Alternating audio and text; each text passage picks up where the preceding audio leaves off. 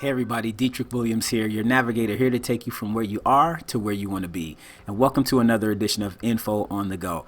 Today, a little bit different. You can see I'm in a different bit of an environment. I'm actually at my desk today, and the reason is because I'm going to talk about appraisals today. This seems to be an all too common thing in real estate right now, that appraisals are coming in low. So let's just back it up a sec. What exactly is an appraisal? Well, if you're going to buy a home and you're getting financed through a lender, the lender has some requirements for the collateral, which is the house. And that collateral has to equal the amount that they're going to lend you. That's the appraised value of the home, okay? So there are a couple of things that happen or can happen when an appraisal comes in below value.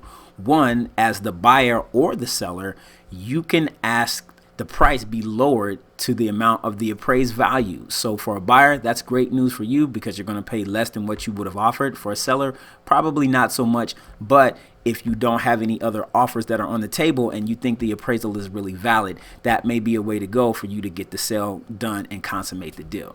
The second thing that can happen is a seller can ask the buyer to cover the difference. So here's an example. You offer $450,000 on a house. The appraised value comes back at $440,000. Now the seller may ask the buyer to cover that $10,000 spread. If you've got cash as a buyer, you may just decide to do that. Number three, you can decide collectively to meet in the middle.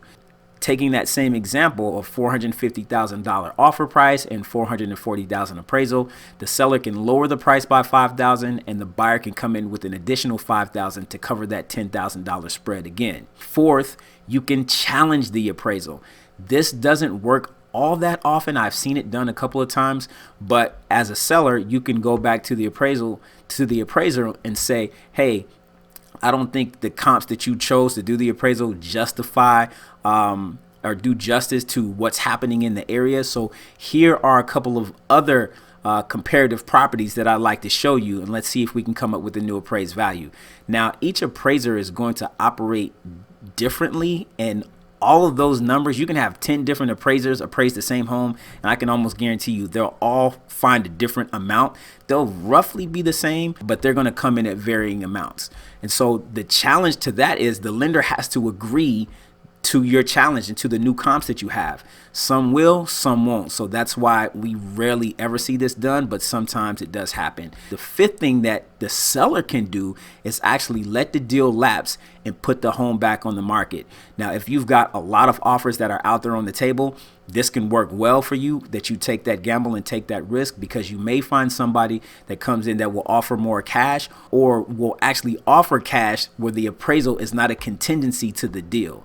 So there you have it. There are 5 things that you can do as a buyer and or seller when your appraisal doesn't come back at the value that you want. Okay, so I hope you guys found this information useful. Again, if you have, please subscribe to the YouTube channel below. Share this out with your family, friends, loved ones, whoever, because they may just need this information as well.